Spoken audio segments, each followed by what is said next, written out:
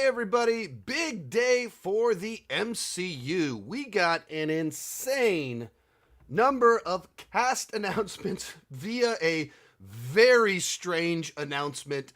Kind of the worst way possible to announce something like that, and at the same time, brilliant strategy to just dominate the news feed, capture people's attention, and get 5.5 hours straight of engagement, plus all of the videos that will now follow. So it was somewhere between brilliant and the worst possible way to announce the cast of Avengers Doomsday. So if you don't know what happened, basically they said they're going to do a big announcement today. It was going to be maybe even bigger than Robert Downey Jr. being announced. And starting at 11 a.m. Central today, they started showing a live stream of chairs with people's names on them. And every 10, 15 minutes, they would move over to the next chair. And you didn't know how long the live stream was going to be. So I found out about it an hour late, and I was like, oh, I guess I'll be making a video in about 30 minutes. Nope. The live stream went on for 4.5 more hours.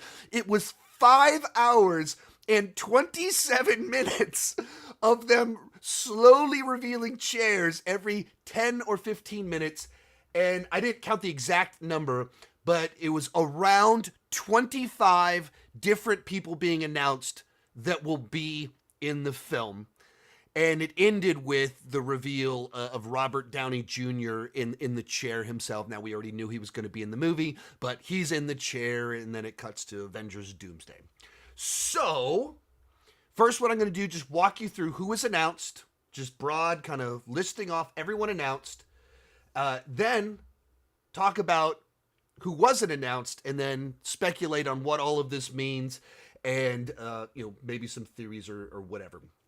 So the first name on there was Chris Hemsworth. And I'm going to do these actually kind of, when they announced them, it was intentionally scattershot. One of the first names they announced was Vanessa Kirby. The second to last name they announced was Pedro.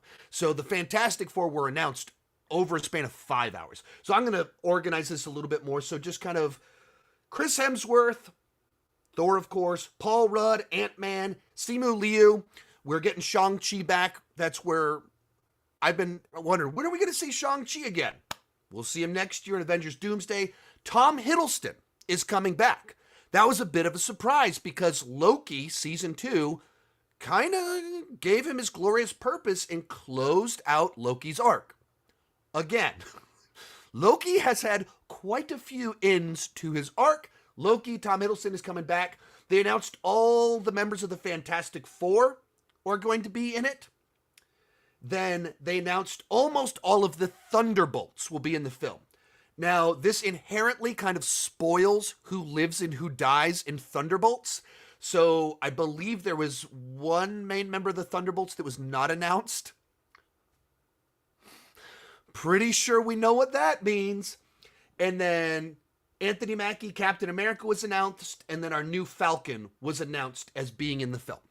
So that's 2 different teams plus a bunch of our returning heroes. Then they announced 3 different members of the Black Panther crew.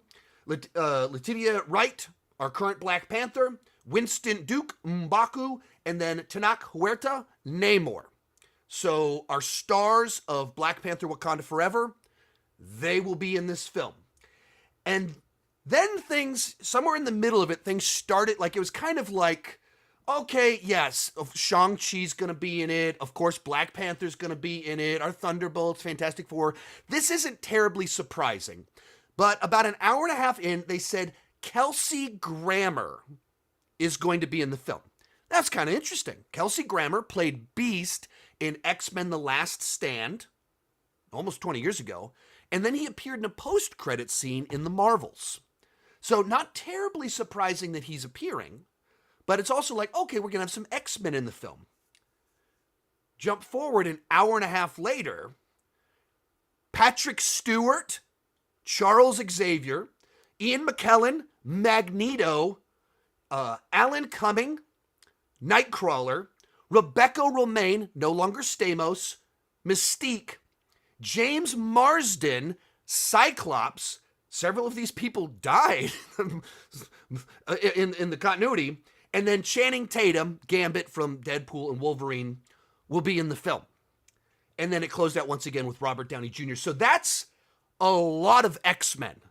That, like, people started speculating on the internet, like, is the last card going to be another title change? Is it going to say Avengers versus X-Men? Because this is a lot of X-Men showing up in our Avengers movie. In fact, when I went to go pick up my kids from school, I was walking with my wife, like, hey, are you following the announcements? And I told her about a couple of them, but it was over 5.5 hours, so I wasn't keeping her up to date on everything. And I go, yeah, they said Patrick Stewart's coming, and we're going to have Magneto back. We're going to have Rebecca Romijn, no longer Stamos is going to be in. And she's like, what are you talking about? I thought you said this was an Avengers movie. I was like, right, but they're having these X-Men in it, but it's an Avengers movie. Why are all the X-Men in it? Well, you know, it's multiverse. That's what they do now. It's the Junkyard movie. Everybody's going to be in the film. Now, so they announce X-Men, Thunderbolts, Fantastic Four, Black Panther crew, Captain America's, Thor. You know who they didn't mention?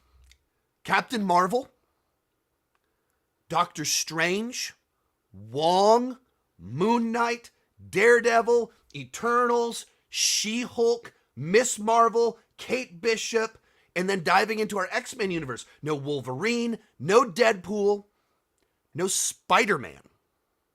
And you can keep on going down the list of stars of the MCU, current stars of the MCU that are not listed currently to be in this movie.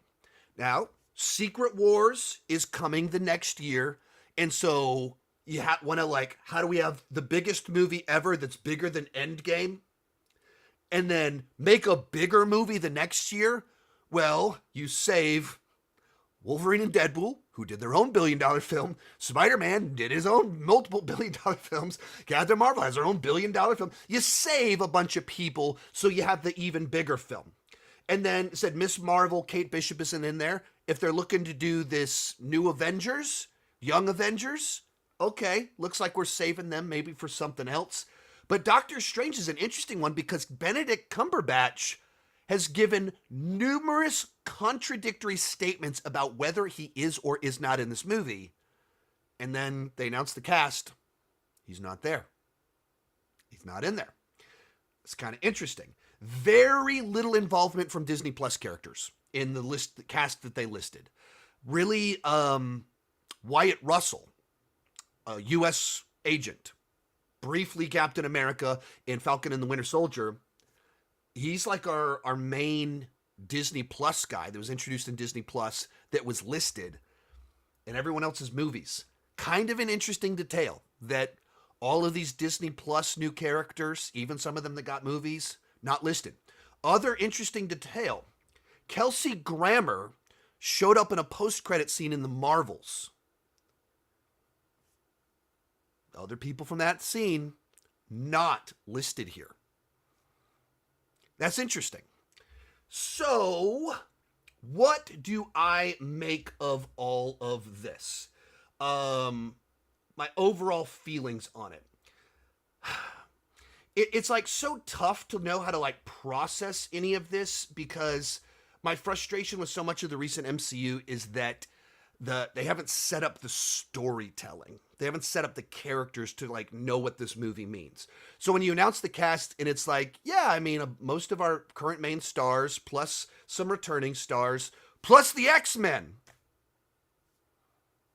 I have no idea what that means. Like, I mean, we knew they were heading in this direction of like people showing up, multiverse, but I don't know specifically what this means in this context because they haven't laid the foundation. That's kind of my big, like, that's been so much of my concern all along the way. And a continued concern, one of the things about the Russos, a lot of discussion surrounding them over the last few weeks with Electric State came out. I seem to like it more than most people, but it is a 15% on Rotten Tomatoes. So the question is, why were the Russos so successful in the MCU, but so unsuccessful elsewhere? And one of the prevailing two big ideas, one, they work great in the MCU system of the last decade.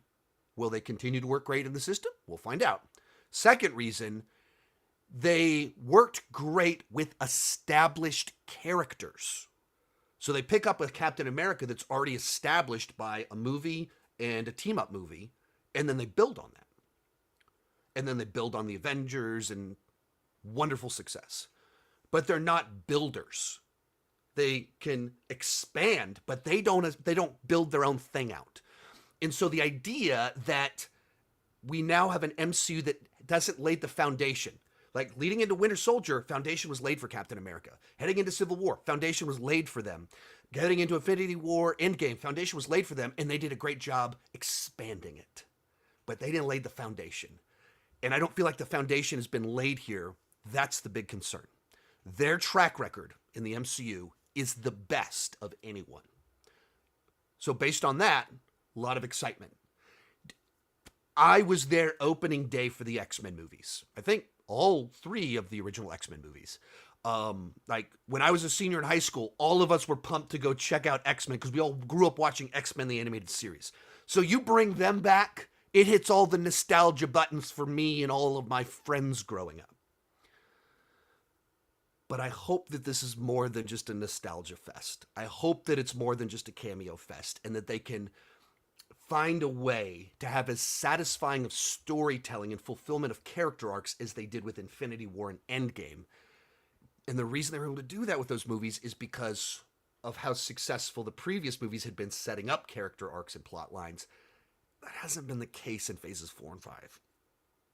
We'll see what happens. We've got time. We've got a number of projects. Hopefully we can build to it a little bit better. Other thing you have to talk about, as soon as you see a cast this big, that's, once again, not following up. Like, Infinity War had a huge cast, but almost everyone in that movie had had a film or multiple films come out over the previous few years. And in this case, like even like Shang-Chi, it's already been 3 years. So it'll be 4 years. Like we're not building off something that we're not paying something off. So we can't borrow the storytelling of previous movies. We're just kind of throwing him in. Other people have had like 2 seasons, kind of like Loki. But then our X-Men, we have to fully establish who they are and how they fit into all of this. That's a lot of work to do in a single film that has a cast this large. You have to set up a threat, develop that threat, introduce all of our characters. That's a lot of characters that kind of need to be pulled together, that need to be introduced where they are at and how they fit into the story when you haven't laid a lot of that foundation. Like that's the big concern. That's where so many of us are kind of like, man, I wonder how this is going to work. Man, I hope this works. I'm just kind of concerned. I'm nervous about it. And I think that like a key thing I think you have to think about on a lot of this is that I guess people are saying Sean's got to fix there's nothing I can do to fix the stream. There's not like if for whatever reason the internet's going wacky, I can't fix that. There's nothing on my end. I do live streams all the time and they've been pretty stable. For whatever reason, I go live on the mainstream and it's gone wacky as can be. There's nothing I can really do to fix that, unfortunately. It just is what it is.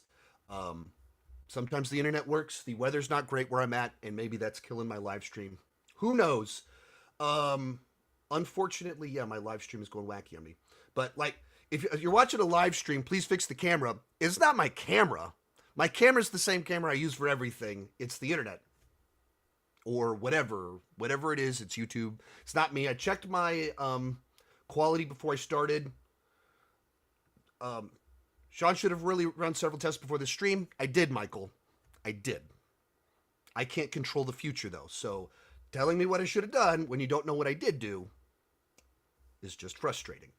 So anyway, as for the movie, when you see a cast like this, if they pull it off, if they can pull together X-Men, Avengers, Doomsday, multiverse, you can get something really cool. But you're also talking about the biggest, like trying to do the biggest film of all time, trying to be bigger than Endgame. There's a reason it's taken them so long, multiple rounds of writers, multiple rounds of directors to try and figure out how to do this. Because it's really tough to do the biggest film of all time. I don't know if you're going to throw questions in here. I can respond to your thoughts on things. If I was just trying to look at like what's the like the, I was pretty surprised Tom Hiddleston was in here. Not surprised about Thunderbolts, Fantastic Four, Captain America, Thor, Ant-Man, Black Panther crew. None of that's surprising at all. Shang-Chi, you knew all that was. But so Tom Hiddleston, Loki returning, that was surprising. And that it's so X-Men centric and not Wolverine. It's like all these other people that we haven't seen so much of. That's interesting. And what does that mean when you don't really have the star X, like Wolverine's always been that star X-Man. And so that we're getting Mystique from 20 years ago and Nightcrawler from over 20 years ago. That was really surprising. Like, whoa, like what's going on here? Where are we heading with this thing? This is interesting. So, all right, let's dive into some questions on here. Do you predict that Chris Evans will show up in Secret Wars? I would not be like, if I'm betting that Secret Wars, how do you top Endgame? Well, you do the whole cast of Endgame plus all the multiverse fun. So whether it's a sequence, whatever, like at the end of it, he walks out and joins in. He's not really a main character. He's just in that final battle or something. Will we see Chris Evans in Secret Wars? I would imagine so. Like, he was just in Deadpool and Wolverine. It's not like this guy's opposed to returning. So you just got to find the right thing. And even in that movie, like, he's in it just a little bit. It was just fun. So I'm certainly would think he's going to be in it. I'm not surprised. Anyone that's been in the MCU, I think it's on the table and worth placing bets that it's likely that it will happen.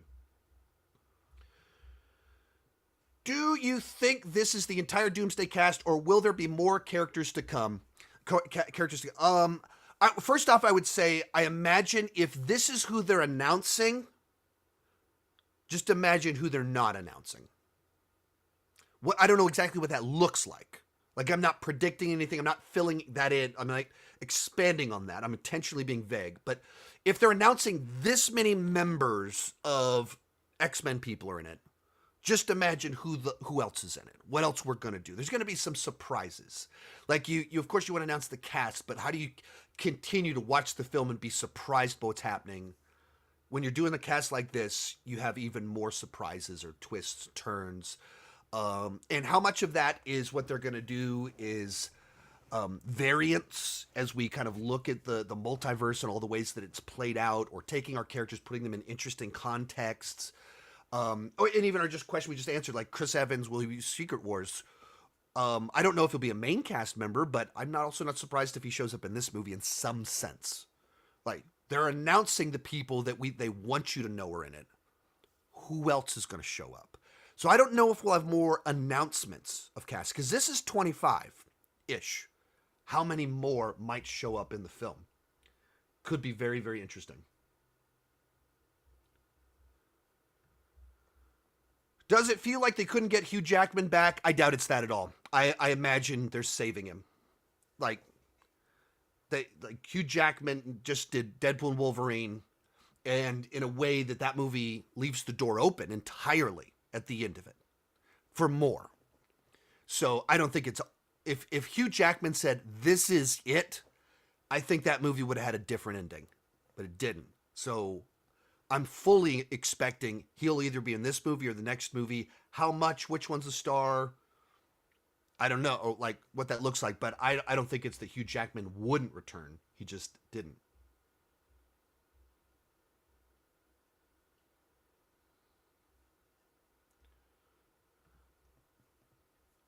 Do you think Tobey Maguire and Hugh Jackman have the chemistry to lead Secret Wars together? I mean, you're kind of like, you're speculating on how people would interact. I don't know what that dynamic would be. Tobey Maguire, Spider-Man's a real specific type of nerdy. Hugh Jackman's very versatile with his Wolverine. I mean, X-Men movies, Logan, Deadpool and Wolverine, and he's the greatest showman. So he can do a lot of different stuff. But I don't this is one of these theories that was out there that like those two will be the lead of the film. That would be, I think, kind of insulting to the MCU. That our Marvel movie, our MCU film, is let's borrow the stars of 20 years ago, 25 years ago. I don't think they would do that. I don't think that would be taken well by people. Like people, there's things people would enjoy about that. If they're not saying they wouldn't be in it, but the idea that they would be the stars to carry the movie, I like instead of using the team we've built out, we're just pulling from 20 years ago, and my those formative films from when I was in my 20s. I don't think that would go well.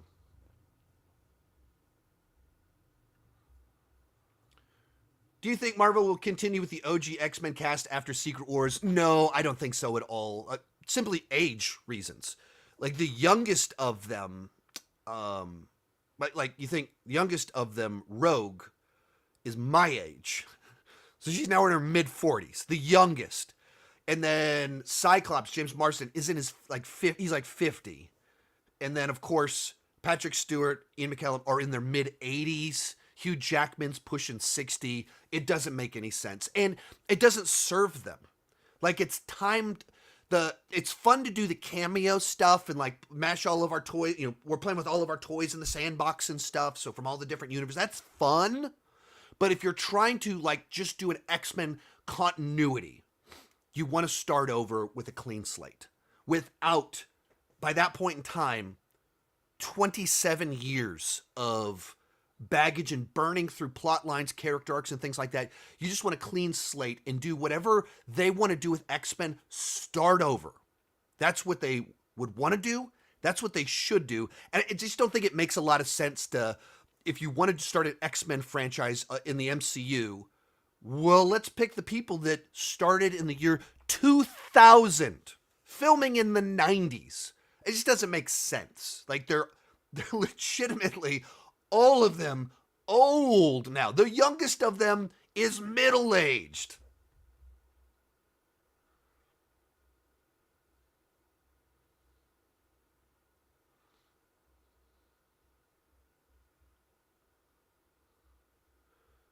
Yeah, one other one, kind of listing off the exclusions: Cumberbatch, Holland, Pratt, Jackman, Reynolds, Larson, Olsen, Bettany, Steinfeld, Atwell, Evans, Renner, Ruffalo, Cox. Like, so many big, gigantic names in there that are missing. Oh yeah, no Guardians. Like, I wasn't expecting the Guardians of the Galaxy because of kind of where they've left things, but they have said Star-Lord's returning. Wasn't listed there. Do you think they're hiding some major cast? I don't know if they're hiding major cast members. Like maybe they've got like a few of them that's like a really big twist. And so the marketing is like, look, X-Men, and look, Robert Downey Jr.'s Doom, and Shang-Chi's working with Thor, and they're meeting for the first time. And then you find out there's actually this major piece pulling all of it together that's like this secret thing in the film. And they did a really good job with Endgame of being able to have secrets like that, where because they knew there was so much interest, they didn't need to tell you the plot. They didn't need to play it out in all the ways the time travel worked into it. They could be very vague on what was happening. We don't need to overshow time travel. We don't need to show time jumps, and they can do that again. Avengers, as much as MCU I think isn't as strong as a brand, Avengers is still Avengers. The movie can make half of what Endgame made, and it's still making well over $1 billion. So, like they can borrow so much trust with it.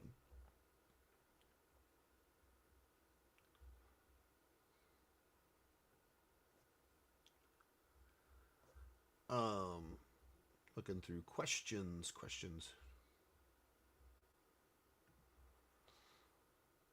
Do you think Iron Man will return and Robert Downey Jr. will fight Robert Downey Jr. in one of these movies? That's going to happen. Like,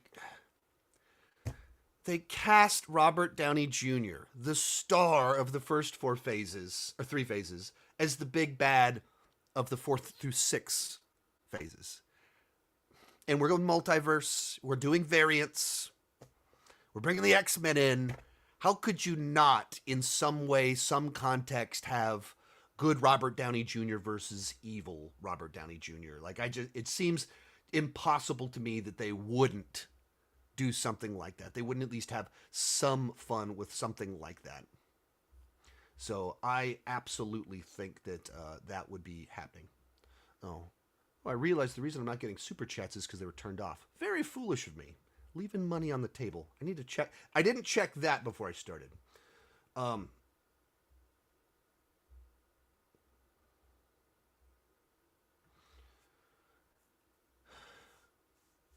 What do you think the budget total cost for this mess will be? I predict 500 million for production, 500 million for marketing. Would need 2 billion to break even.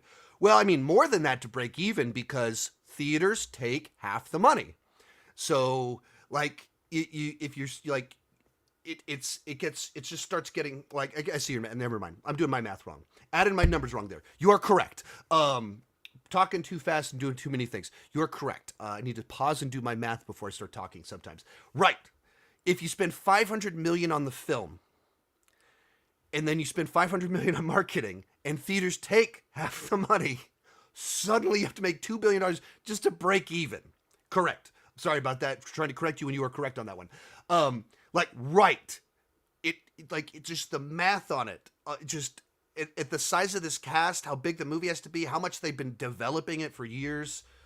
It's going to be insanely expensive. But yeah, like it's going to be something like this.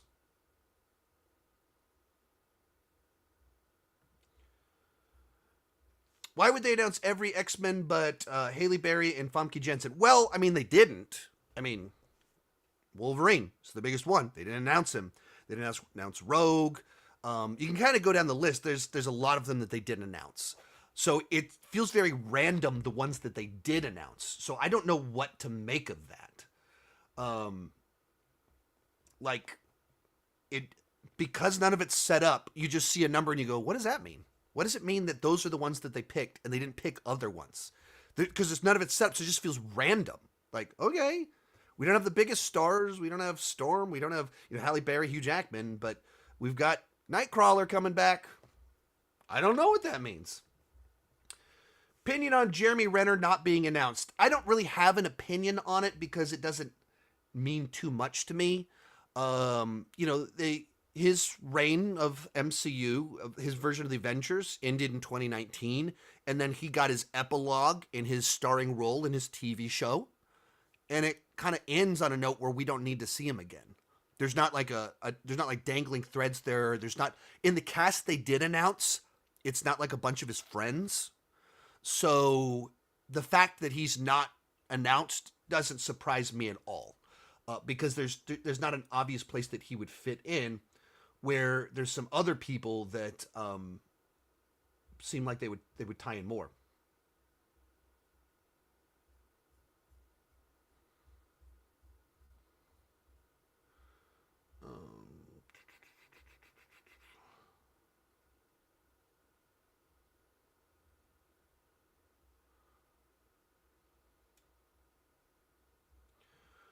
Here's a interesting one.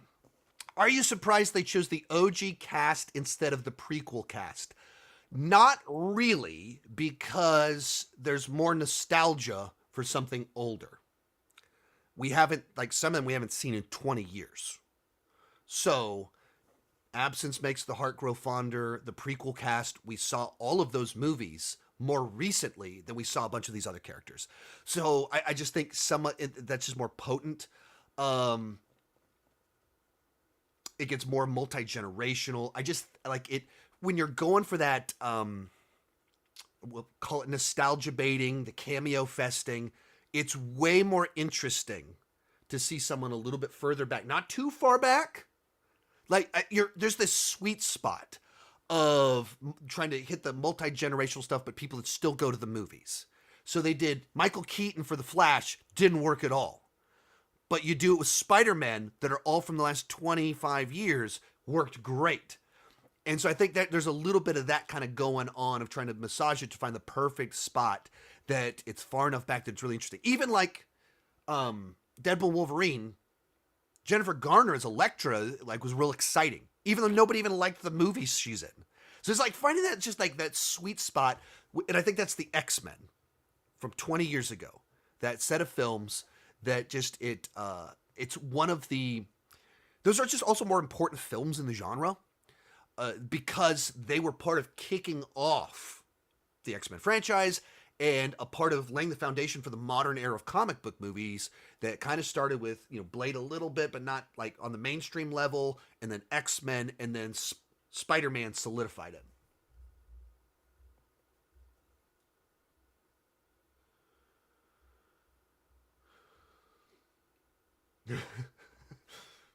What do you think the plot could be? I have no clue.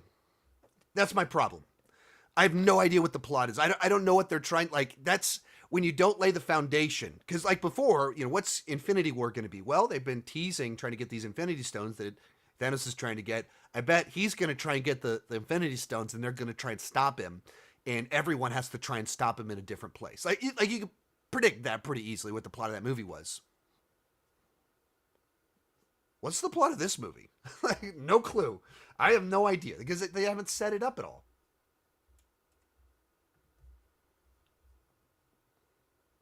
Were you disappointed Sean Chandler hasn't been announced to return in Avengers Doomsday yet? No, because I like to keep surprises. And I want you guys to be sitting in the audience and not have it spoiled when I show up in the movie. So this way, it worked the way it should have gone. Do you think Doctor Strange will get a third film? Yeah, like the last movie, as much as people were disappointed by it, made it almost $1 billion. It's one of the most successful post-Endgame MCU films. And so I think, yeah, I mean, they set up a sequel and then it made money. And that, when you're deciding what you want to do, money is a major determining factor is what you will choose to do. Why is he not in this film? I don't know. That is very interesting to me.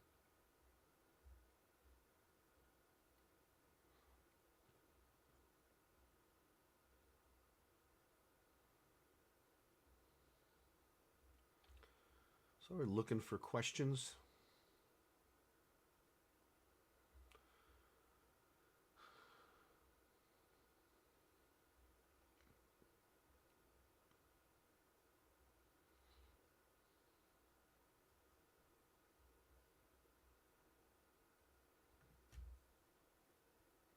Do you think Deadpool will only have a cameo because of the ongoing controversy and lawsuit? No, I don't think they would. I don't think that would be the determining factor. Um, Not that it's insignificant, not that it doesn't matter, but when you're talking about a character that made three different movies back to back that were the highest grossing R-rated movie of all time, that like it's just such a popular character that transcends the allegations of the week. The like celebrities are weirdos and they're jerks sometimes. Like that stuff kind of comes and goes. It's not that he was accused of rape. He doesn't have charges against him. It's Hollywood actor crap. So I don't think it would be that at all. That wouldn't be the reason for it.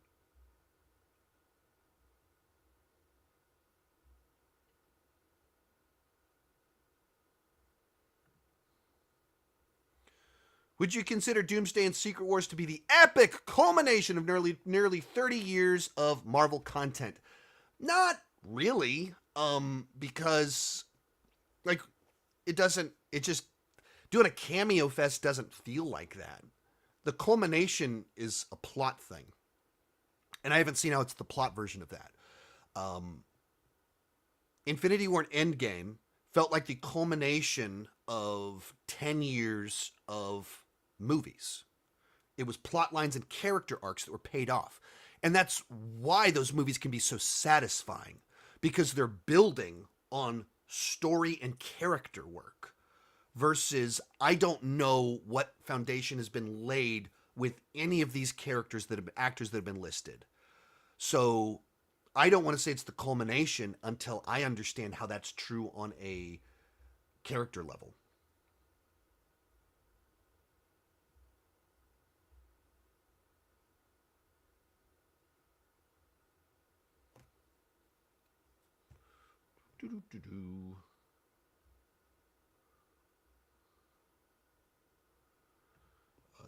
Is there a budget yet for the movie? They don't normally announce those things before production. Like sometimes it gets leaked or it gets reported or things like that, but it's not like studios are like, by the way, we're spending $400 million on our movie. It doesn't normally play out that like, so it ends up getting leaked because they're spending money. And sometimes it's like when you film in England, you have to report things to the government. So then it gets publicly revealed what a bunch of these Disney films that were filmed in England, we know the spend because they were legally obligated to do that.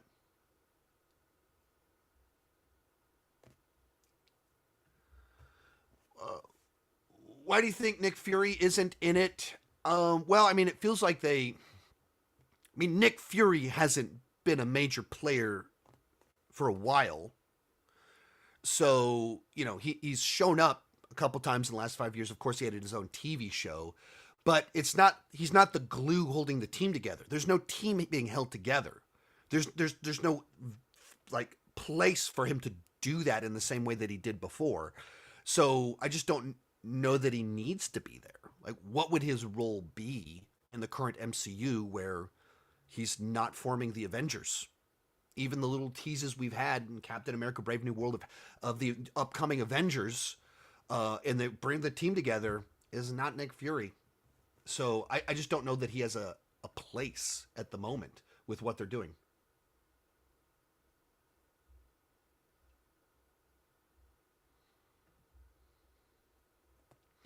With Holland not in Doomsday, what does that mean for Spider-Man 4? Well, I don't necessarily think it means. I don't think you can unpack too much from that because it's not as if they laid the foundation for Spider-Man to be in this version of the Avengers. They've done the opposite. Where he's at currently, people don't know who he is, and memories erased and stuff like that. And so they've created a place where they have a blank slate for him. So we don't know where they're heading with the character. So what does that mean? I would like to think and hope that it means that we're doing a street level Spider-Man 4. It's more grounded and it's more self-contained, where he's a friendly neighborhood Spider-Man. He's a Peter Parker that's trying to deal with the pressures of being a grown-up with a job, trying to be a superhero and figure out his love life in this new version where he's seen what it looked like before and he's trying to do a little bit better version of it, but it's grounded. I don't want every superhero movie to try and be bigger than the last. And when every movie is just competing to be louder and louder and louder, you just get a bunch of noise. And when it's less interesting. So doing a smaller Spider-Man movie that's its own little pocket story, and he's just not currently in the Avengers. He'll probably show up in Secret Wars. Maybe he's even in this movie, just in a smaller role, little cameo or something. But and you think immediately, at some moment in time, you have to have Peter Parker see Doctor Doom take the mask off and go, "Hey, it's Tony Stark." Oh, that's not Tony Stark. Like, that's such a powerful moment. Like, which characters would it mean a lot for them to see an evil version of that face as someone evil? Well, Peter Parker would be the person. So I'm sure there's some moment where he'll come back, but like, I don't think there's a direct correlation, one-to-one correlation between they didn't list Tom Holland in this movie, therefore that means some major plot point in Spider-Man 4. I don't assume that.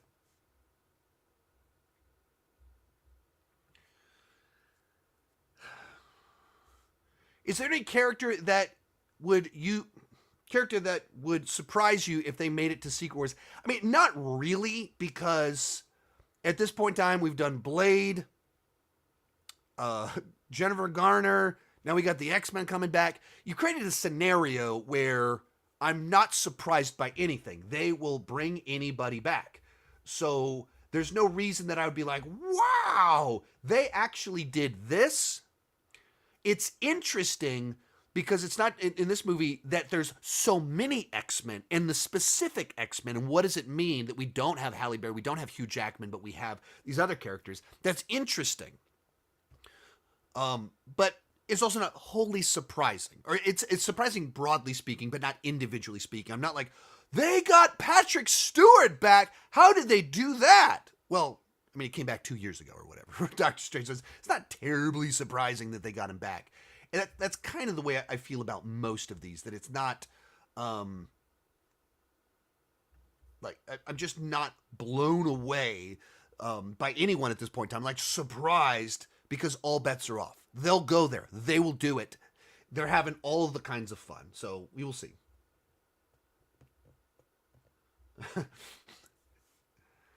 Who's your favorite and least favorite cast announcement? I mean, having not seen the movie, I don't really have like. I can't say a least favorite because it comes down to who it is. But like generally speaking, that they're going this hard into OG X-Men, that's the most interesting thing to me in there. You know, Thunderbolts, Fantastic Four, like we all knew that was happening. So then it's interesting that we're doing the X-Men. How does that many X-Men tie into it? Who do you think will be the leader of the new Avengers? No clue. That's my problem with some of this. The people that they've set up to be the new leader, Doctor Strange, returning hero, that has respect. Captain Marvel, person that's been a leader of a team, history. They teased right after Endgame, Spider-Man stepping in maybe some of these roles. Not in the movie. So who's in charge of the team? And even like this is an Avengers movie, but who are the Avengers? Because the Fantastic, like we saying, like just mashing everybody together. Like I don't even know what it means. Who are the Avengers in this movie? I have no clue who the leader is or how that all works. So I mean, I guess by default you would say Anthony Mackie, because we just did a movie where it said he was charged by the president to like get the Avengers back together. So by default, Captain America is an inherent leader. Once again, someone that has the respect of people, been around a long time, done this before. But also he has no relationship with most of these characters. So I have no idea what they're doing. What do you think of Sadie Sink in Spider-Man 4? You know, I've seen her in Stranger Things and The Whale. I like her well enough in Stranger Things. Her character was awful in The Whale. The character is awful. Unfortunately, she's playing an awful character, so by default that trickles onto her a little bit. But you know, I'm fine to see what she'll do. Like I don't have a strong like man, I'm a big fan of her, or neither am I negative towards her. So I'm cool for it. She had a new movie come out that opened up at South by Southwest. And I guess it's on Disney Plus. I wasn't able to check it out, but you know, maybe if I'd seen that out of a better perspective on her star power or whatever. But you know, good for her getting a role in a major film. Do you think Andrew or Toby will ever come back either in Secret Wars or their own films? Own films, probably not. Because it is just like, of all the things, like, you have to think opportunity costs.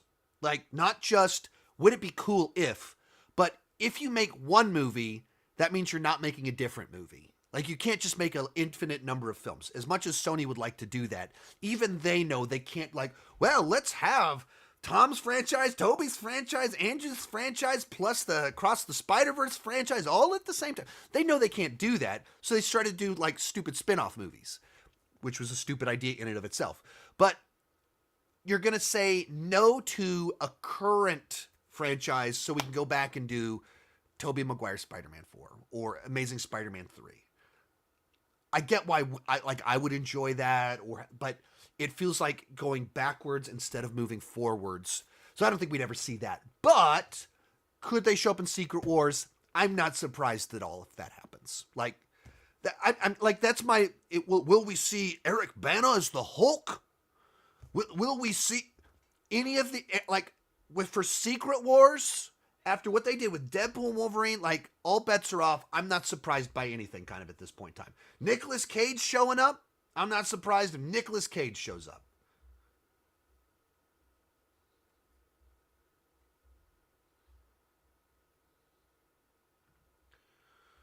Will this announcement affect D23 or CinemaCon? I mean, I don't know when D23 is, but like CinemaCon, if they wanted to announce this at CinemaCon, is in a week?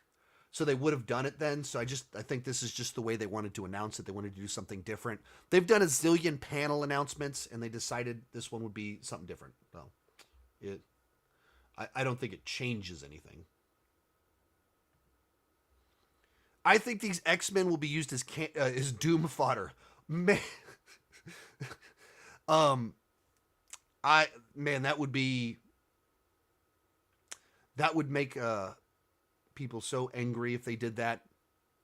That would not go well if that's the way things played out. That they just used them as cannon fodder, but it wouldn't be the first time they did it. It's just me, or does Sean's camera seem like it's out of focus? It's probably a streaming thing. Internet quality's been terrible on this live stream. It's really frustrating. I do like multiple live streams on Patreon, for those of you that don't know, and I've had really good quality for a while. I haven't had a lot of streaming issues, and then I go to do this one on the main channel today, and I've had streaming issues.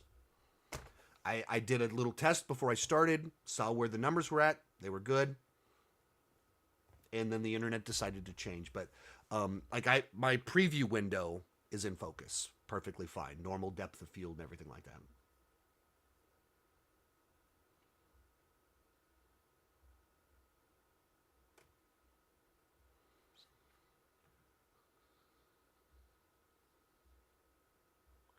Which X-Men will we see? The Fox version, Days of Future Past one, alternate version, but the OG actors. Almost certainly alternate version, but with OG actors. Probably in some sort of... I imagine the way that they'll do it, it will be unclear, unspecified version. Like, we don't need to let you know what Earth they're from. What we see them, they have the personality of what we've seen before, but we'll have Cyclops. Even in he died in one timeline, he was back in another timeline. Like, which one is it? I don't know. But, I imagine that they won't make it real specific. Like, you don't need to know specifically. It'll just be the actors back doing this kind of generic sort of thing.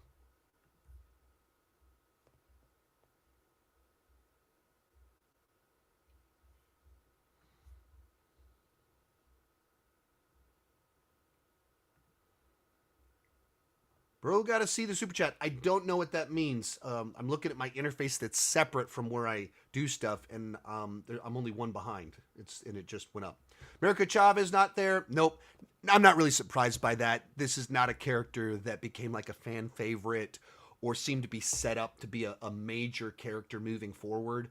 So I'm not terribly surprised that there's not much there. Only thing Marvel has to offer is jangling keys. I want to tell you you're wrong, but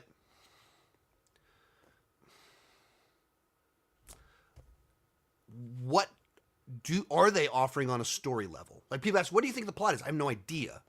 All of the announcements for this have been like, hey, look, Robert Downey Jr. is coming back. How? Why? What are you doing? It's just a big name. And then we're going to bring back the writers and directors of Endgame and Infinity War. Once again, well, okay, it's borrowed trust. Robert Downey Jr. was great as Iron Man, so it's borrowed trust that he's now the villain. They made great movies in the past, so it's borrowed trust that they're coming back. And then our big announcement here is, look at all these people in the movie. Our current heroes are coming back. OG X-Men coming. Loki's coming back. It's listing all these people off, but we haven't laid the foundation. We haven't told the story to earn this crossover. And that, to a lot of us, is frustrating.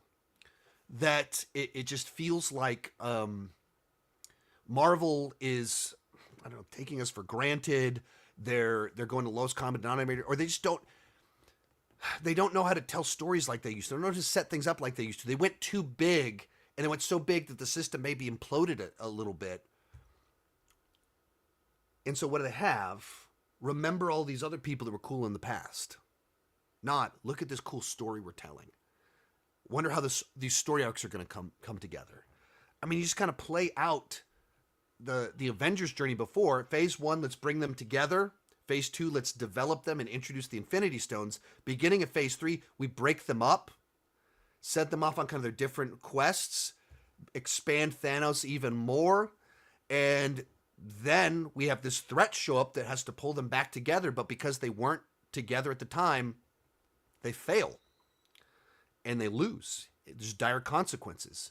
And like, so you have friendships being restored, and Tony and Steve, and little bits like Captain America picking up the hammer.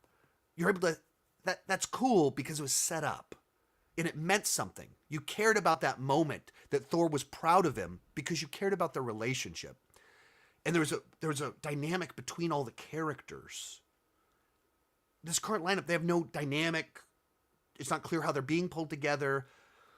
And that's the piece that I really hope that they do lay a lot of foundation before this movie happens, so that we can at least have some of that magic. I think part of the problem with they instead of doing a normal size Avengers movie, like instead of like, let's not try and top Endgame, but let's go back to the first Avengers, Age of Ultron style Avengers movie between Endgame and Doomsday, like normal size one. Bring the team together, have them fight a threat. Now we know they're dynamic. That foundation is laid. Now let's try to do the movie that competes with Endgame. But they skipped over that. And that's a really important step. The reason you can do it in Infinity War and Endgame is because you had a lot of characters that already had their own trilogy. You already really had 3 Avengers movies because Civil War is Avengers 2.5. It functionally does the similar role of developing the group dynamic. We don't have any of that. I don't want to say that they just have key jangling, but it's a lot of key jangling. It's member berries. And I don't think you're wrong, unfortunately.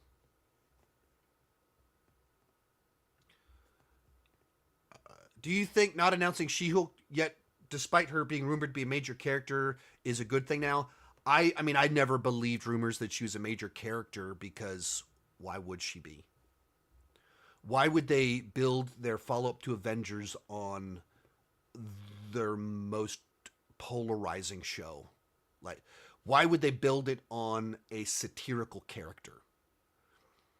They're not even doing that with Deadpool, who is a record-breaking satirical character. So why would you do it with the one that people didn't as universally connect with? I just don't think they would.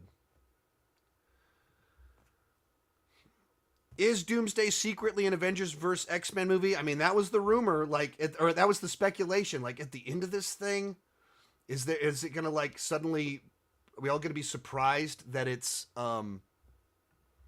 actually the title's been changed and now it's Avengers vs. X-Men? Didn't happen, but could have been interesting.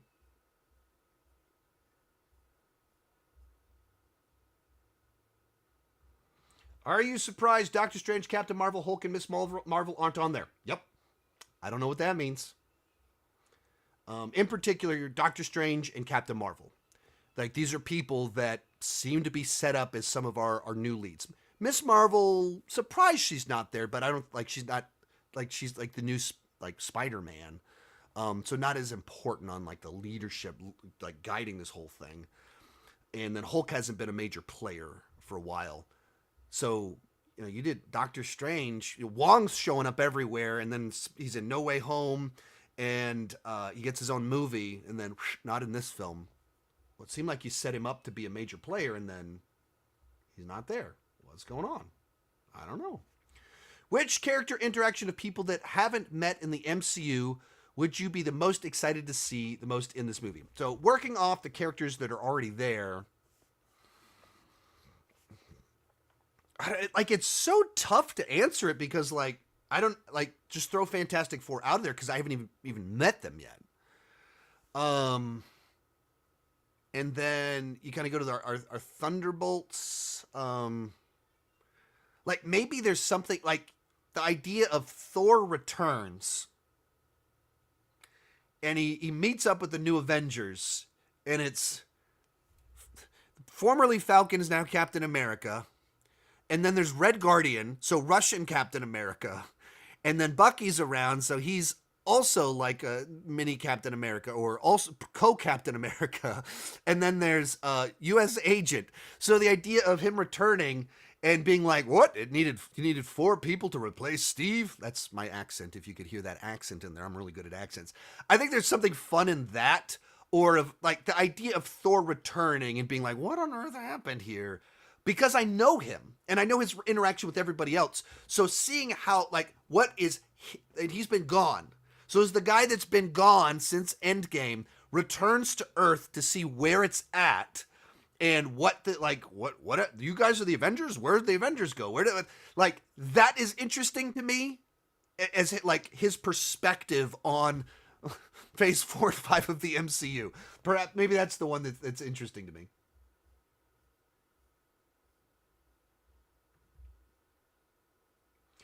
Do you think Secret Wars Robert Downey Jr. will return as Iron Man, also kind of like Superman vs. Evil Superman in Injustice games? Yes. I don't know exactly how this will all play out, but like the idea that they just cast Robert Downey Jr. as Doom because he's a great actor is ridiculous to me. Like, there's like, that would be such a distracting, weird choice. That no, I mean, it has nothing to do with the fact that he was Iron Man and Tony Stark. There's no connection whatsoever. We just looked at all the actors out there, and the best one we could find was Robert Downey Jr. He just won an Oscar. He's a great actor. Did you know that? Like the idea that we just cast him because he's a great actor, like, that is so ludicrous to me.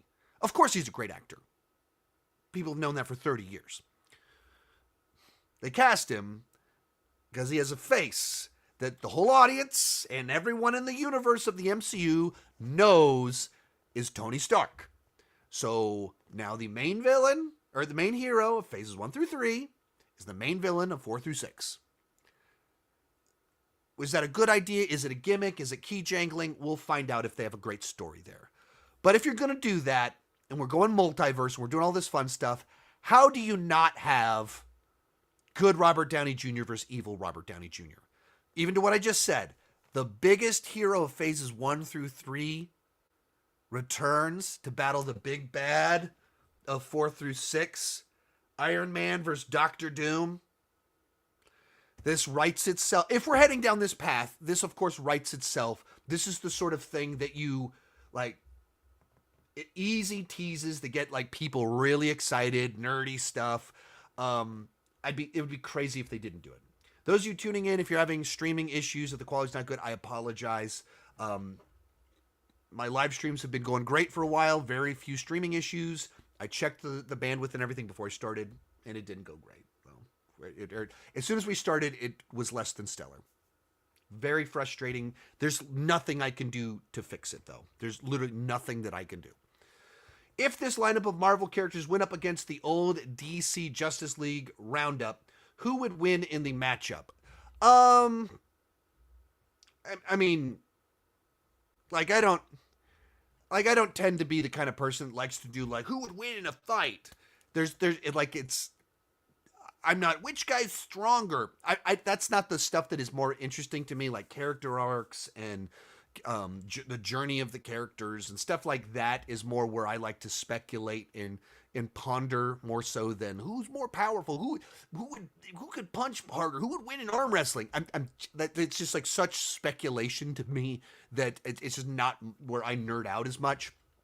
And also kind of the reason that I'm not as interested in merging 2 totally different franchises, that it's not just all of our Marvel toys mashing together. Let's throw our DC toys in there too.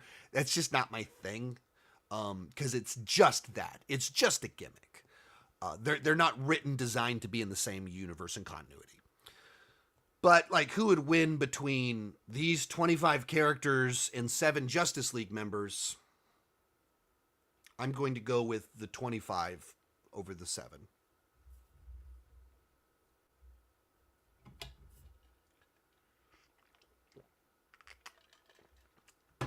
Have you read the Secret Wars comic? I bought all the graphic novels. I haven't read them yet.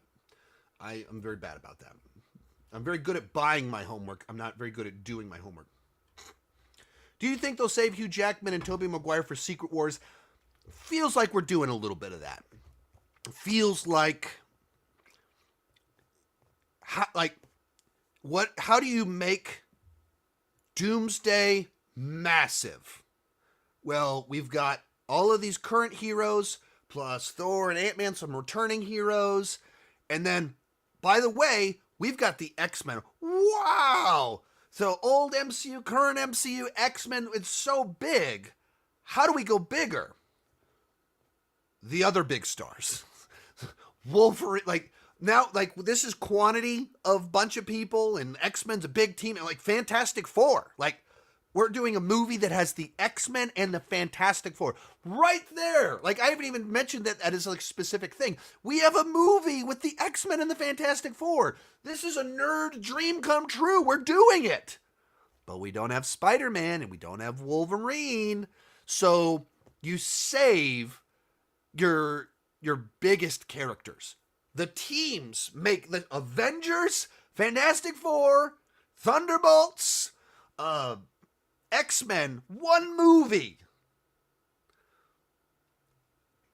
So we save our biggest stars. We got the teams. We save our biggest stars to go even bigger, even crazier. And so I think absolutely that you gotta save. If you want to go even bigger, you gotta save your best stuff and play a bunch of bunch of great stuff here.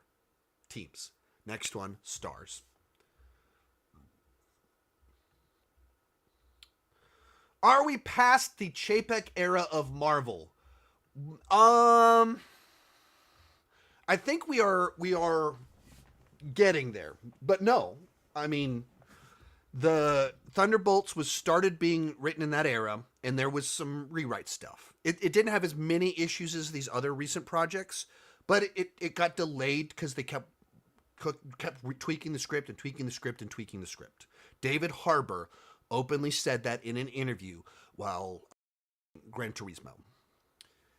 And then, of course, Daredevil is playing right now, infamously, one of these projects that they hired the wrong team and then they tried to reshoot it to fix it. And so that's like, it's still coming out now. That's a Chapek era thing. It's the supposedly fixed version of it, or tried to fix version of it, but it's still Chapek era. And then Thunderbolts has a little bit of that. I think Fantastic Four, that's the first one where they had the script they went with was Iger run, I think. So that's the one that we are on the other side of it. The whole process of it is from the other side, is my understanding.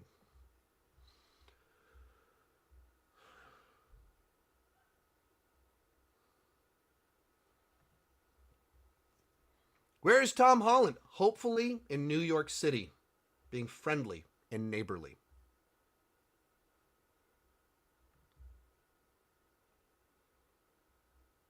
These films end the multiverse and bring Fantastic Four and X-Men in. Yeah, I mean that's you do this big crescendo on multiverse, and then let's reset the universe and continue on where Fantastic Four and X-Men kind of become our stars of the MCU. That seems to be where things are headed, and would make sense. That we've had the Avengers era was really phases 1 through 3. This isn't clearly, this is not an Avengers era. It hasn't been. It's more kind of more pocket stories and multiverse stories, and then building up to close out events of Avengers stuff. And then on the other side of it, then our big teams, I imagine, are Fantastic Four and X-Men.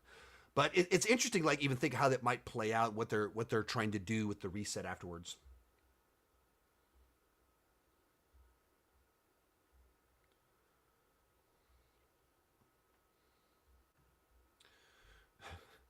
Do you think the reason we're missing so many people is because Robert Downey Jr. is eating up most of the budget? I mean, at a certain point in time, you run out of budget. So wouldn't surprise me too much if there's some concerns there on that of like, okay, we can't play Robert Downey Jr. a million. I was going to say $1 million. $1 million.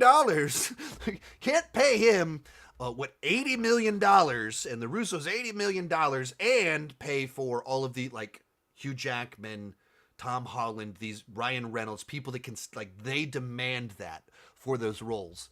You can't do that in both of these movies, and I don't think you need to do it. So there might be something to that, but the other side to it of like, is it? Do you look at this cast and view it and like, man, what a small cast? Like, of course not. It's a gigantic cast that already you look at it and you go, how do you make a coherent movie out of that? Which is like, why do they keep going through writers? It's really difficult to make a coherent story out with this many characters from this many franchises. Like, it's hard to do it, and to write the script while trying to figure out who is available, who will say yes. People don't want to say yes if you don't have a script. They don't want to write a script for you if you're not going to say yes. It's really difficult to organize something of this scale, scope, and size. And so, also, at 25 cast members, you feel like, man, but shouldn't we also have, list off, Hulk, Doctor Strange, Captain Marvel, Wolverine, Deadpool, Miss Marvel. Like, you just list off 10 more people. Well, that's 10 more. It's not just budget. It's 10 more people eating up screen time. 10 more people that need character arcs or whatever in the film. So it could be some of it's a budget thing, but I think a lot of it's just how many people can you squeeze into one movie? And you gotta save something in the tank for Secret Wars to be even bigger. And I think that's where this one gives us teams. Thunderbolts, Fantastic Four, Avengers, and our X-Men. Next one will give us stars. With a big old super chat. Thank you so much, but heading in a totally different direction. Unpopular opinion, I love The Dark Knight, but it's a bit overrated. Batman Begins is greater than The Dark Knight. Batman Begins is grounded, but not ashamed of being a comic book movie. Dark Knight is too realistic for my liking, to each their own. Yeah, I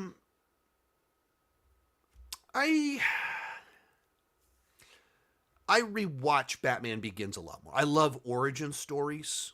And so Batman Begins being a Nolan origin story of Batman with Superman, my favorite comic book hero, there's so much in there that I love. And so like on just like a favorites sort of level, I probably lean more Batman Begins because it's a little bit more my thing. I think if you just kind of go overall movie, just the technique, the storytelling, the ambition, The Dark Knight is the better film. Even like with Batman Begins, it has a little bit of the same origin story problem that a lot of MCU films have, which you spend 2/3 of the movie having our character become the hero. It's like 1/3 they decide to be the hero, 1/3 they figure out how to be the hero, and then at the 2/3 mark, then they introduce the villain scheme just so we can have a third act. And so structurally, it's a bit of a clunky structure because you have to do the origin story and you have to do a big third act. Like after the Doc sequence or the I'm Batman does that, the movie does like 10 minutes of plot building about a shipment things being stolen and stuff like all this stuff happens in 10 minutes and now we're in the third act. And so there's a big shift. So I think there's some structural things in Batman Begins that aren't quite as tight as The Dark Knight. And just as, for the same reasons that you don't like The Dark Knight as much, I think that's why The Dark Knight just kind of cuts through more for a lot of people, is that it's a comic book movie that's not inspired by comic book movies. It's inspired by some of the great heist films and thrillers and crime dramas of all time. And so it's pulling from outside in, so it's wholly fresh. You've got Batman and fights and all that stuff and a great Joker, but it's pulling so much from the outside that it just stands out as something different. But I don't think it's as hot of a take. I'm not terribly far off from you. Like I'm pretty close there with you on that one. Do you think Secret Wars will be a cameo fest? I am positive Secret Wars will be a cameo fest. But will it only be a cameo fest? I don't know. I hope not.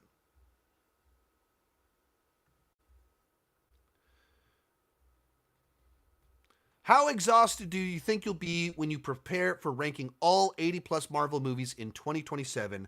That will be quite the series of videos. Yeah, so I don't know, just in general, the all of it's become cumbersome. So even just the MCU is now over 45 entries with the TV shows. That's really tough to make a video. Like I don't like I'm a little bit more forgiving with the MCU because I've watched everything multiple times and I've written extensive notes. Since some of them I've talked about in so many videos, I've written so many different jokes and have so many different things to pull from. But like I don't like to rank something based off of memories from years past. So I need to rewatch it. And with so many TV shows, it's getting tough to rewatch so much of it. So it's even a project I've kind of started now. The thing that I'm excited about is now that I'm getting to do a lot more interviews, I would like to reach out to as many of the writers, directors, and others to try and make my definitive MCU rank, my magnum opus for Secret Wars, and have interviewed someone involved with the production of every single MCU film. That would be really cool. I've already started. I've already interviewed Scott Derrickson. And this, you're thinking 2.5 years in advance, I asked him questions for my MCU ranking when I do Doomsday. Planning ahead. Um, but how many will I get? I don't know. How successful will it be? I don't know. But also, with Doomsday, I'm gonna do the full all MCU movies, like you're talking about. I did what 58 was it? I don't know how many more it'll be now, but that'll be a long project. It'll be kind of fun because a lot of those movies I haven't rewatched. Um, you know, yeah. So they're fun in their own way, and there's little things that help me build up to it, like Fantastic Four. Well, I'm gonna rewatch the Fantastic Four movies for that. That's my rewatch leading up to it.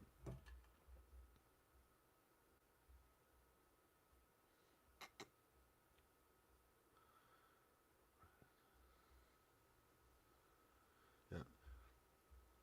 No Adam Warlock. No Guardians in general. Quality is good. Yay. That is it's so like it's so frustrating to like kind of be helpless. Like be really excited to do a live stream. I don't do a ton of live streams over here on the main channel. I do them on Patreon all the time. Like if you like live streams, join over on Patreon. I do multiple per week. Like I'm skipping a live stream on Patreon right now. I would have been doing a live stream right now on Patreon because I'm doing this one. But and so I'll have to make that one up tomorrow, I guess. But there's just a lot of these things that are just really it's just frustrating to feel helpless. And there's like most of this there's been 600 or more people watching, the quality dips and you're like, well, this is just unfortunate.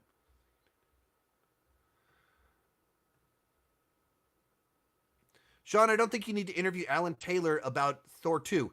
I would argue the complete opposite. That's a movie that has a very fascinating backstory. He was very frustrated by that project.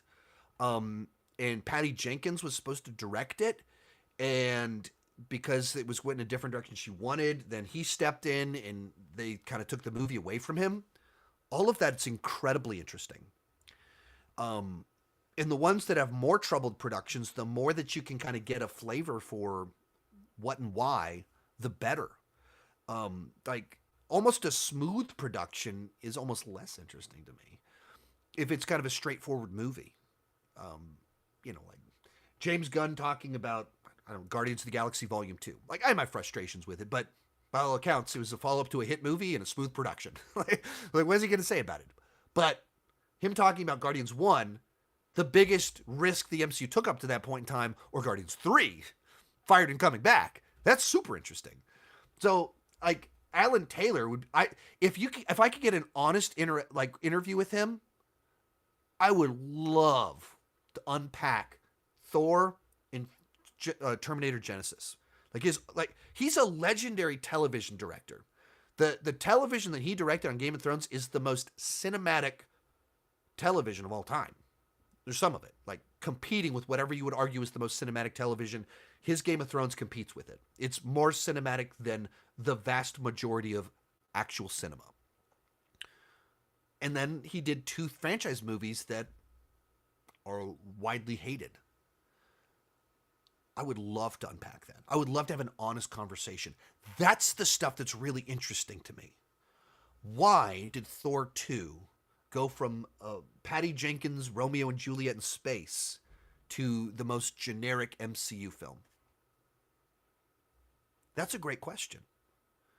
And that's more interesting than the movie itself. And that's what the interview could do. Make my magnum opus talking to him. That would be so cool. Don't know if it'll happen. Will you watch Naza 2? 2 is the one that's breaking records. I need to. I wish I would have seen it when it first was like exploding, but like this year I've been really busy and I've been struggling to keep up.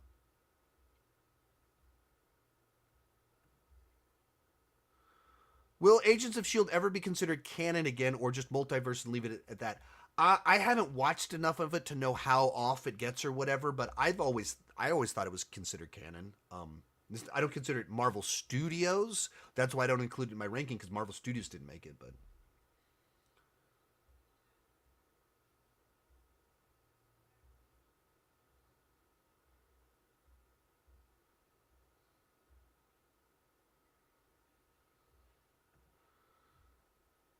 why are they doing Daredevil show if he isn't being used in movies? Well, we don't know if he won't be in Secret Wars, but like I don't like I think the concept of the question, the premise of the question, that what is the point of something to exist if it doesn't set up a movie is a faulty premise. Like what why would we only tell stories if the purpose of them is to set up other stories? Like that's fun, but at the end of the day, you tell stories because they're stories worth telling. You explore characters because they're characters worth exploring. And if we're able to do a shared universe that pulls them in, awesome. But I think one of the good things there's a lot of issues with modern MCU and struggle with like one of the fun things that you can do now is be like over there in Hell's Kitchen, there's a blind lawyer that's fighting crime. He might not be the right guy to hop through the multiverse, but he's stopping crime over there, and that's fine. Um, like the idea that as someone that adored the Netflix show and is very excited for the new show, I don't think it's as good, but it doesn't need to be since that was my favorite show of the last decade. You can be pretty close to it, and that's still better than most TV shows. I don't need him to be in a movie to for there to be a reason for the TV show to exist. The TV show itself is worth watching.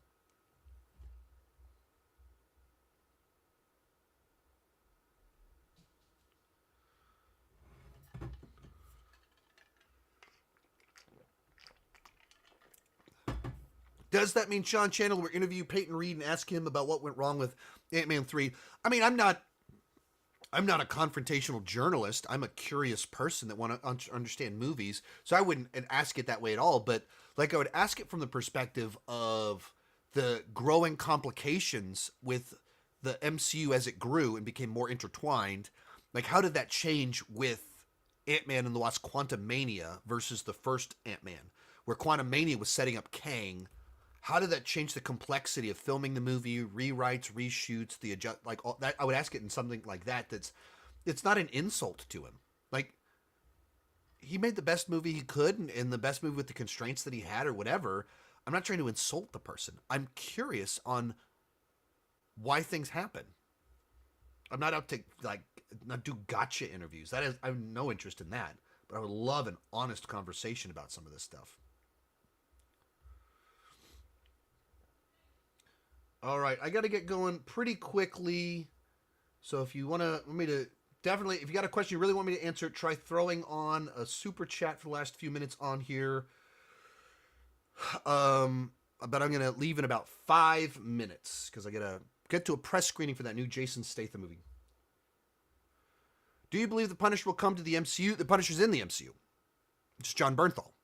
They've officially made Daredevil canon, and he's in there. So like, there's not a new Punisher they need to introduce. They've made it clear Daredevil is in MCU canon. This, like yesterday on it, Miss Marvel's dad invited Matt Murdock over to his house. Like this is as they're in the same universe as you can get. And the week before that, he's talking to Frankie Castle. So he's in there. And like they announced, They're doing a special presentation, I think with Bernthal even writing it. Love it. Sounds great to me. Hopefully, it's very violent.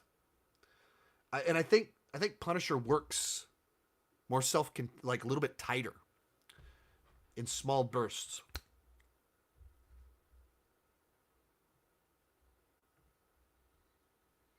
Who do you think the main six Avengers are now? I don't. I like. I think the question is entirely wrong. There's no such thing as that anymore. That's not a thing. Like you could. I think you could say that maybe probably Captain America is our lead guy, but from there, our Avengers is not this six people, the main six people. There's no equivalent of that. If they wanted to have the equivalent of that, they would have done a mid movie that like mid in the, not in the sense of the movie was mid, not that sense. They would have done a movie between Endgame and Doomsday to establish here are our main six. They didn't do that, so we're doing a film where we've got Thor, we've got Shang-Chi, we have the Fantastic Four, we got the Thunderbolts. There is no main six.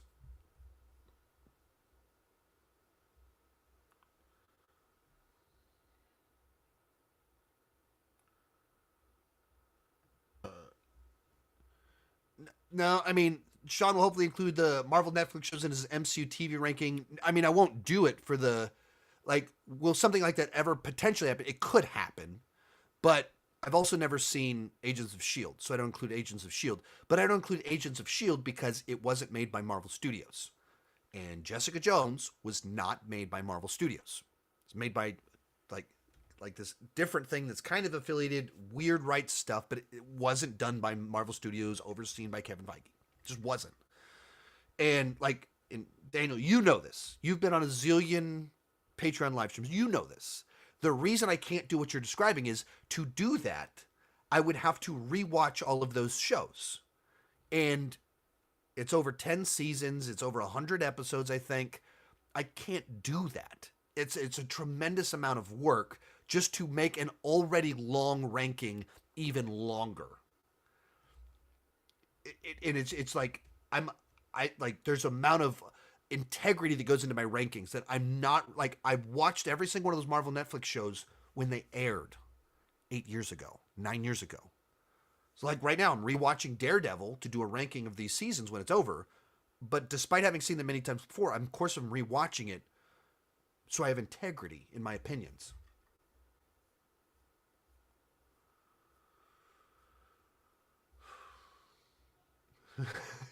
Council of Kangs. Looks like that's going nowhere. I have a video I've been writing on MCU plot threads that went nowhere, and I don't remember if I'd cancel. I haven't fully like brainstormed it of like Thor has a kid, Hulk has a kid, Council of Kangs, all of that stuff. So I've got plans in the near future to make a video on all of the plot threads that have gone nowhere whatsoever.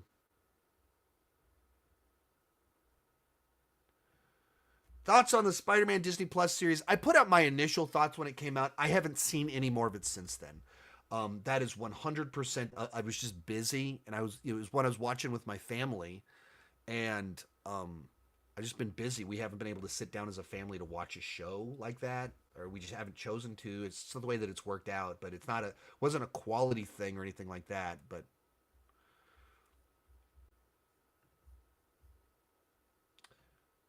all right, final few questions on here. Will Kang be mentioned at all in either movie?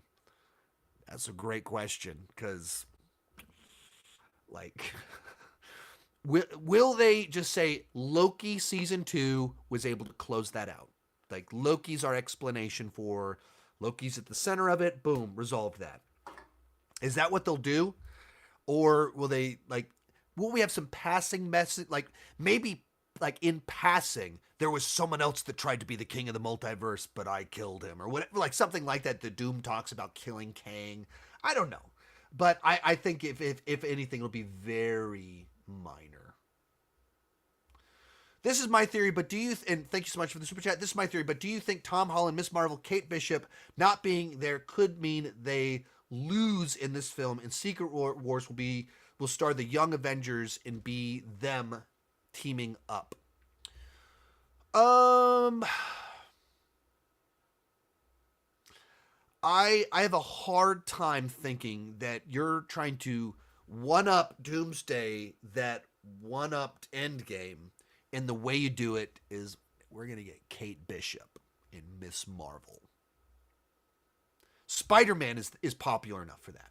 And so like if you throw in the way they're gonna do it is Tom Holland recruits the new Avengers and Hugh Jackman, and then he goes against Andrew and Toby. Like you're right, they lose, and who's left? It's Tom Holland, and so he gets the Young Avengers and the Spider-Man from No Way Home, and he gets Hugh Jackman. Like if it's that, Nicolas Cage's Ghost Rider, I think you could do that. But like, I don't think Miss Marvel and Kate Bishop are not like, aha! How do we get even bigger? How do we crescendo to the top of the world?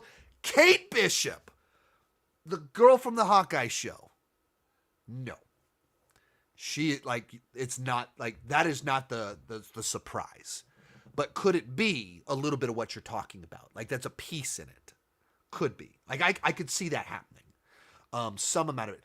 But also, if we're not going to follow the formula of let's build the team and then do the massive movie, why would we copy movie number 1, they lose, movie number 2, they, somebody comes back and wins? Like, I have a hard time thinking they'll do that. They lose, they win again if they didn't do the setup stuff. So that would be my bigger concern on that, of why I don't think they would necessarily do that. But I think it's fascinating that the way that what does it mean? How much of it they're saving for the next movie? How much, like, I don't know. I'm so. I guess we got an article coming out. Did you see the Hollywood Reporter put out that that's not the whole cast and more will be revealed eventually? I did not, because basically as soon as it ended, I started writing my notes and making my thumbnail for this, and I didn't know when it was going to end, so it was kind of like, oh, it ended? Let me get to a live stream as quick as possible so I can stream for as long as it goes and then head on off to the movies. But I didn't see that. But, like, I fully believe this. Whether, I don't know how many more casting announcements they'll do. We got to Comic-Con, and so you do a Comic-Con and you go, by the way, let's save Chris Evans and ScarJo and Chris Pratt or what. Like, you save your biggest stars for that. This one is pretty light on surprise big stars. So if we've got a few more big stars, you bring them out at Comic-Con and you make your big announcement. By the way, this is what we're doing. I can see that happening. I also can see them that, like, they want to keep it a secret that whoever it is, Wolverine, Spider-Man, one of them's our anchor being or whatever, and they're the pivotal piece, and they market the movie and never mention they're in the movie. And so, like, you get into it, and they're, the plot of the movie is Doctor Doom. Peter Parker is the anchor being of a bunch of universes, and Doctor Doom's trying to destroy universes or something. So Robert Downey Jr., Doctor Doom, is hopping universes, killing Peter Parkers. Imagine that's the plot of the movie. And a huge chunk of the film is Tom Holland being like, Mr. Stark! And then he's killed by Victor Von Doom. And you keep that a secret. You don't know Tom Holland's in the movie, and you don't know he's a major plot device in the film. That would be really cool. And maybe Peter Parker's not even in the movie that much because he's killed off multiple times in the beginning of the film.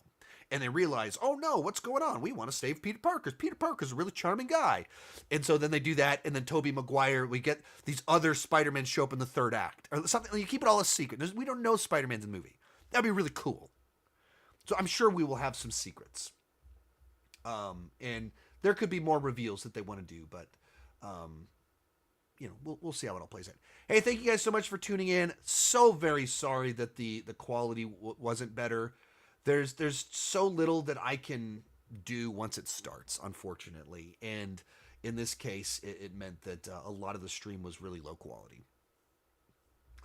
I think some of it's just the weather's bad here. Whenever the weather gets bad, things go bad, and it happens. So I'm sorry, but oh well. Fun day to talk Marvel. And keep talking movies and TV too much.